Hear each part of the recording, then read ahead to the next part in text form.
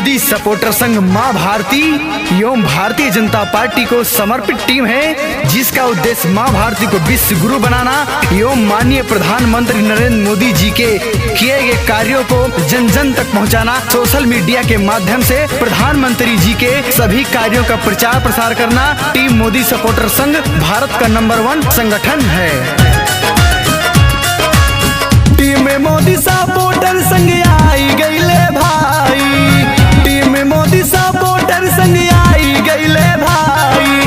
भैया मुन्ना मिश्रा को बधाई हो बधाई, भैया मुन्ना मिश्रा को बधाई हो बधाई। जिला उपाध्यक्ष के पद गईले पाई, भैया मुन्ना मिश्रा को बधाई हो बधाई, भैया मुन्ना मिश्रा को बधाई हो बधाई।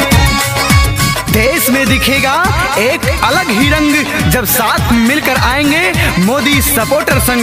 तो भाइयों बहनों, मोदी सपोर्टर संघ में मुन्ना मिश्रा जी को जिला उपाध्यक्ष बनाए जाने पर बहुत बहुत बधाई एवं शुभकामनाएं।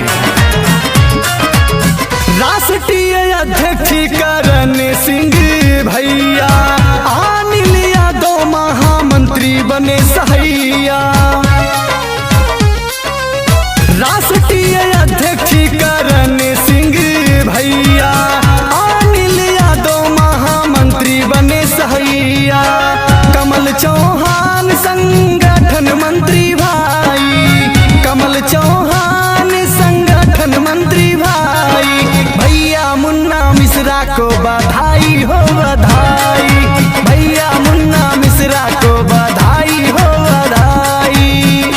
टीम मोदी सपोर्टर संघ जनपद गोंडा राष्ट्रीय अध्यक्ष माननीय जय करण सिंह, जिला अध्यक्ष गोंडा मुकेश तिवारी जी, जिला संयोजक रवि शुक्ला जी, जिला प्रभारी संजय तिवारी जी, जिला उपाध्यक्ष प्रदेश संयुक्त मंत्री माननीय जय प्रकाश तिवारी जी। टीम मोदी सपोर्टर संघ अखिलेश शुक्ला, ब्लॉक उपाध्यक्ष इटिया ठोक, अमन श्रीवास्तव उपाध्यक्ष।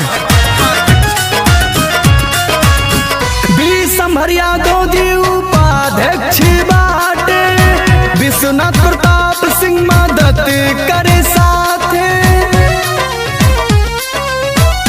संभर यादव उपाध्यक्ष बाटे, विश्वनाथ प्रताप सिंह मदद करे साथे। माँ भारती को विश्व गुरु बनाई, माँ भारती को विश्व गुरु बनाई। भैया मुन्ना मिश्रा को बधाई हो बधाई, भैया मुन्ना मिश्रा को बधाई हो बधाई। टीम मोदी सपोर्टर संघ जिला उपाध्यक्ष बनाए जाने पर बहुत बहुत शुभकामनाएं। आपका अपना शैलेंद्र कुमार उर्फ मुन्ना मिश्रा।